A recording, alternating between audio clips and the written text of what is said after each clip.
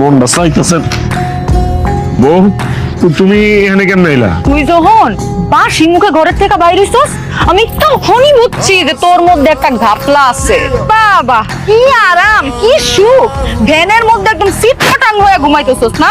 কি শান্তি আর শান্তি। বউ, এটা তুমি সত্যিই কইছো, দুনিয়াতে ঘুমের মতো শান্তি আর কিছু নাই।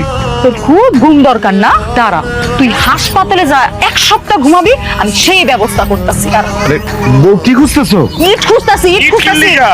ইট দিয়া তোর মাথা ফাড়াই দিমু। তারপর তুই কমায় চলে যাবি, হাসপাতালে বছরের পর বছর ঘুমাবি, আর আমি গার্মেন্টে চাকরি করে তোর হাসপাতালে খরচ দিব।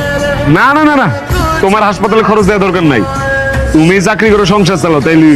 বাবা রে, তোর সাথে সংসার করার চাইতে হাসপাতালের খরচ দেয়া অনেক ভালো। বউ বউ, থাক থাক, ইট পিট খুঁজে মাথা ফাটানোর দরকার নেই, তুমি ঠান্ডাও। আয়ো, তুমি ব্যানের উপরে উঠো। লও, তোমার আজকে সারা শহর ঘুরে বেড়ামো, তোমার লাল নীল রেশমি চুরি কিনা দিব। চলো আয়ো, কে রিট মারবা, আসো, মাথা ঠান্ডা করে উঠো। বাবা রে বাবা, তোর কাছে আমি কিচ্ছু চাই না, আমার কিচ্ছু দরকার নাই। আমার জীবনটা তো ঝালাপালা কইরা দিছ।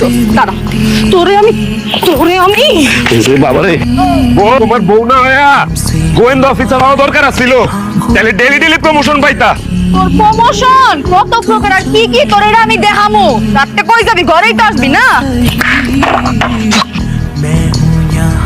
দিয়ে চলে গেলে কিছু বউ, এরকম হুতুম পেশার মতো বই আছো গে?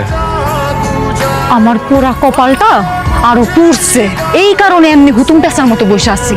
আর কিছু শুনবা? কি হইছে, সরাসরি ক, খুইলা ক। সর্বনাশ হয়েছে আমার পেটে বাচ্চা আইছে। আমার বাচ্চা তো বাপ হইতেছি আমি। আই হায়, আমি কি করব, আমার তো মাথা ওটা কাম করতেছে না। কি রে, বাপ হইছি, আমি বাপ হইছি, আমি বাপ হইছি রে।